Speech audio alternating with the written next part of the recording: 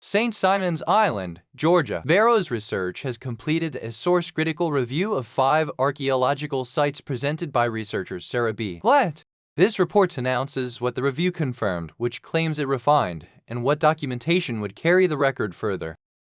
The presentation brought together 5 places that raised serious questions about ancient construction, burial, mobility, landscape, memory, and preservation.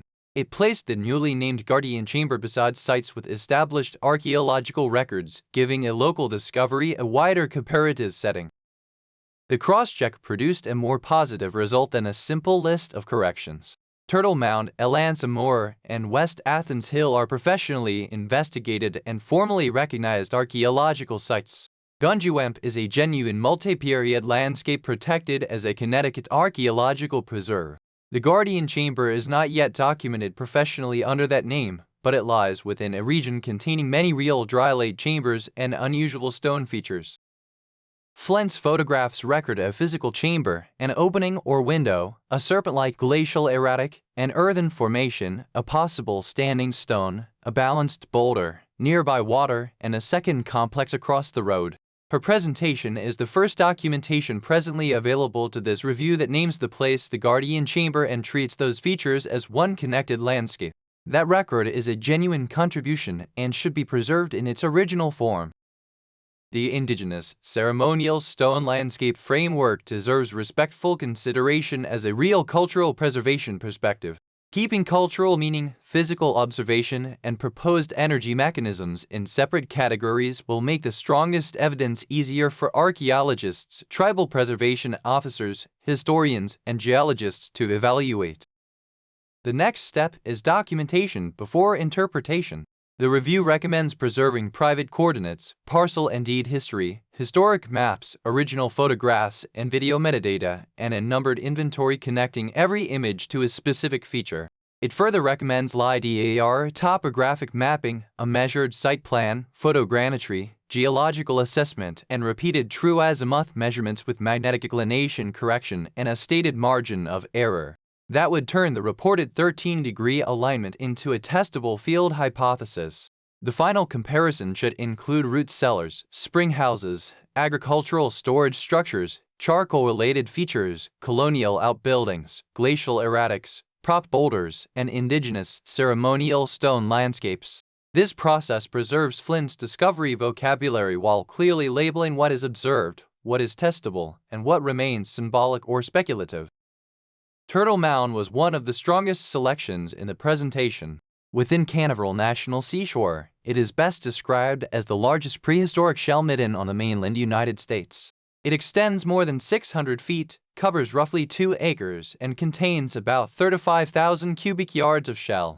Historically, it may have stood near 70 feet high and served as a landmark visible from the sea, with early Spanish mapping associating the area with Saruk.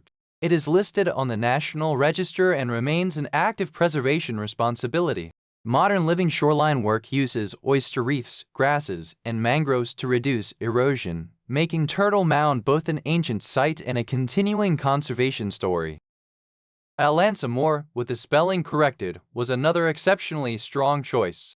About 7,700 years ago, maritime archaic people constructed a circular boulder mound over a deep burial pit. A child or young person, approximately 12 to 13 years old, was placed face down with red ochre, evidence of 2 ceremonial fires, stone and bone tools, a walrus tusk, a bird bone whistle, and the earliest presently known toddling harpoon. The site is a National Historic Site of Canada. Its comparison with Elance Ox Meadows is powerful when used to express deep time, not a direct cultural connection. The burial monument was already ancient for thousands of years before the Norse settlement appeared. Gunjuamp should be neither sensationalized nor dismissed. It is a real multi-period archaeological landscape with Native American artifacts, colonial foundations, chambers, walls, stone circles, and other unusual features. Its designation as a Connecticut State Archaeological Preserve confirms the importance of protecting the whole landscape, even though the date and purpose of individual chambers remain debated. The reported bronze-like vessel containing ashes should be preserved as an oral history research aid. Verification would require a named witness, discovery date, photographs, field notes, the receiving university, an accession number, a laboratory record, or surviving correspondence. The strongest follow-up is to obtain the preserved nomination, State Archaeologist and Preservation Office records, Dennis and Paquetzipo's materials, and earlier Gunjuamp Society files. West Athens Hill is an established Paleo-Indian quarry workshop and occupation site near the Hudson River. People selected local Norman-scale chert, manufactured and repaired fluted points and other tools, and moved that stone through broad regional networks. Modern sourcing confirms travel far beyond 100 miles, with some model pathways reaching roughly 550 kilometers. Across all 5 sites, the strongest method is the same. Begin with exact location, physical description, chronology, survey history, original photographs, maps, measurements, artifacts, and formal records. Then state the prevailing interpretation, credible alternatives, unresolved questions, and the particular evidence that could resolve them. This makes the narrative stronger without removing wonder, cultural meaning, or the possibility of new discovery. The review concludes that the deeper examination did not diminish the original presentation. It confirmed much of the central information, identified a few precise refinements, and revealed a practical route toward a stronger documentary record. Most significantly, the 5 places selected invite areas thought about engineering, burial, movement, memory, landscape, and preservation. Barrow's research is releasing the full review and its source list so that other researchers, tribal preservation officers, and site managers can evaluate the record directly. This report was prepared by Sarah Braley, Barrow's Research.